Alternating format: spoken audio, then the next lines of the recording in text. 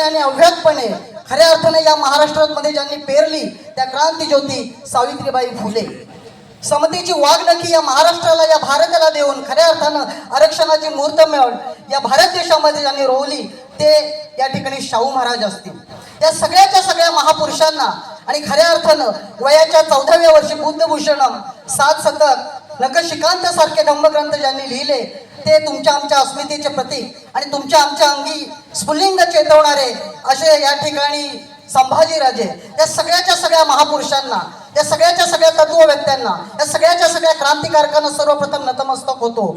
आणि एक शायर म्हणतो, एक शायर काय म्हणतो की प्रखर तिमिराची तिरून छाती, प्रखर तिमिराची चिरून छाती, किरणे दिलेस बाबा, दिलीस सृष्टी नवीन दृष्टी, दिलीस सृष्टी नवीन दृष्टी, सौख्याचे हे जीवन दिलेस बाबा.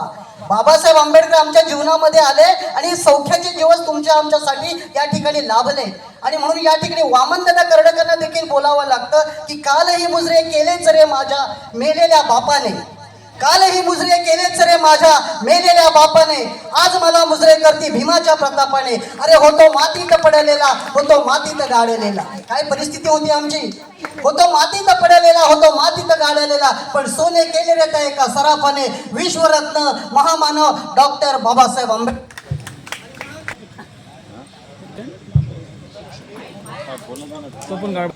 हॅलो. या ठिकाणी आजच्या आपल्या सभेचे प्रमुख मार्गदर्शक ज्येष्ठ पत्रकार. प्रॉब्लेममुळे थोडी दिलगिरी व्यक्त करूया. म्हणजे या महापुरुषांची खऱ्या अर्थानं आपण जयंती साजरी करतोय. मग जयंती साजरी का करावी, त्याच्या मागचा उद्देश काय? तर जयंती तुमच्या आमच्या बापजाद्यांची जयंती काल परवा येते निघून जाते, परंतु 2500 वर्षानंतर, 350 वर्षानंतर देखील या महापुरुषांच्या दैदिप्यमान विचारांना आपण या ठिकाणी खऱ्या अर्थानं नतमस्तक होतो. म्हणजेच या महापुरुषांची जो काही तुम्हा आम्हाला जो दैदिप्यमान विचारांचा वसाने वारसा दिलेला आहे त्याला उजाळा देण्यासाठी, आम्ही काहीतरी या महापुरुषांकडून एक प्रेरणेचा स्रोत घेण्यासाठी, या महापुरुषांच्या विचारांचा जागर करण्यासाठी खरं तर हे जयंतीचे कार्यक्रम होत असतात. आणि या ठिकाणी तो कार्यक्रम संपन्न होतो याचा सार्थ अभिमान तुम्हा आम्हाला असणं गरजेचं आहे. कारण जिवंतपणाचं हे लक्षण आहे. महापुरुषांच्या विचारांचा या ठिकाणी जयघोष करणं, त्यांच्या विचारांना या ठिकाणी, त्यांच्या स्मृतींना या ठिकाणी जागृती ठेवणं हे खऱ्या अर्थाने जिवंतपणाचं लक्षण. आणि मी समजतो की तुम्ही सगळी हाडामासाची जिवंत माणसात जी महापुरुषांच्या विचारांना खऱ्या अर्थानं अभिवादन या ठिकाणी सालाबतप्रमाणे करताय, म्हणून तुमच्यासाठी जोरदार टाळ्या होण्या गरजेचं आहे. मित्र, या महापुरुषांना म्हणजे हे सगळ्याचे सगळे महापुरुष आम्हाला बॅनरवर दिसतात. हे महापुरुष केवळ इतिहासाचं पान म्हणून पाहू नका, एक पौराणिक व्यक्ती म्हणून पाहू नका, तर हे तुमच्या आमच्यासाठी एक दैदिप्यमान विचारांचे वारसदार आहेत. आणि ते विचारांचे वारसदार खऱ्या अर्थानं तुम्हा आम्हाला नेमकं दिलं तरी काय यांनी हे आम्हाला पाहिलं पाहिजे. कारण 2500 वर्षापूर्वी म्हणजे तथागतांचा जर आपण कालखंड पाहिला तर पारिणिक असू द्या, कपिल असू द्या किंवा चार्वाक असू द्या, हे सगळ्याच्या सगळ्या तत्ववेत्यांनी समानतेची, समतेची भूमिका या भारत देशामध्ये निर्माण केली आणि तथागतांचा सिद्धांत यांनी पुढे नेला. परंतु काळाच्या ओघात हे तत्ववेत्ते मागे पडले आणि इसवी सनाच्या 12व्या शतकामध्ये मग त्या ठिकाणी संत ज्ञानेश्वर असतील, संत चोखोबा असतील, समकालीन संत चोखोमेळा चक्रधर स्वामी असतील, या सगळ्याच्या सगळ्या संतांनी जो तथागतांचा सिद्धांत होता, जो चार्वाकाचा सिद्धांत होता, जो समतेचा, जो समानतेचा सिद्धांत होता, तो सिद्धांत पुढे नेण्याचं काम इसवी सनाच्या 12व्या कालखंडामध्ये या सगळ्याच्या सगळ्या संतांनी या ठिकाणी निर्माण केला.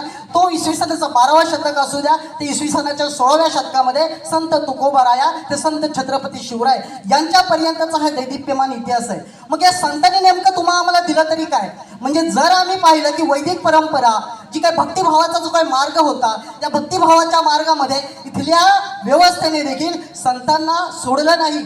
म्हणजे संतांनी जो काही समतेचा, माणसाला माणूस जोडण्याचा मूलमंत्र दिला, त्याला हाणून पाडण्याचं काम इथल्या व्यवस्थेने केलेलं हे आम्हाला विसरून चालणार नाही. ज्यांनी हा समतेचा सिद्धांत मांडला, मग ते आमचे संत 12व्या शतकातले संत नामदेव असतील, संत नामदेवांनी समानतेचा तत्व मांडला, संत नामदेवांचे पाय बांधून पाण्यामध्ये टाकण्यात आलं. हा वास्तववादी आम्ही विचार कधीतरी स्वीकारणार काय? या ठिकाणी 16व्या शतकामध्ये संत तुकोबारायांनी समतेचा सिद्धांत मांडला. त्या संत तुकोबारायांच्या 10,000 गाथा इंद्रायणीच्या पारायणामध्ये बुडवण्यात आल्या. म्हणजे ज्या महापुरुषांनी या व्यवस्थेला या ठिकाणी चॅलेंज केलं, त्या संतांना, त्या महापुरुषांना या ठिकाणी झिडकारलेल्या व्यवस्थेने हे आम्हाला या ठिकाणी विसरून चालणार नाही. जर आम्ही पाहिलं तर वैदिक परंपरेपासून ही जी काही संतांची भूमिका आहे, हे संत एका जातीचे, एका धर्माचे, एका पंथाचे होते का? नाही. बघा ना, संत ज्ञानेश्वर आणि संत चोखोबा यांचं उदाहरण देतो की इसवी संत चोखोबा आणि संत ज्ञानेश्वर पंढरपूरच्या वाळवंटामध्ये जातात आणि एकमेकाला आलिंगन देतात आणि आलिंगन देऊन जातीयतेची जी काही भिंत आहे ती भिंत या ठिकाणी तोडण्याचं काम या संतांनी केलेलं आहे. मग संतांनी जातीयता जर पाळली नसेल तर तुम्ही आम्ही या ठिकाणी जातीयता या देशामध्ये का बरं पाळतो, हा तुम्ही आम्ही विचार करण्याचा प्रश्न या भारत देशामध्ये निर्माण होणं गरजेचं आहे.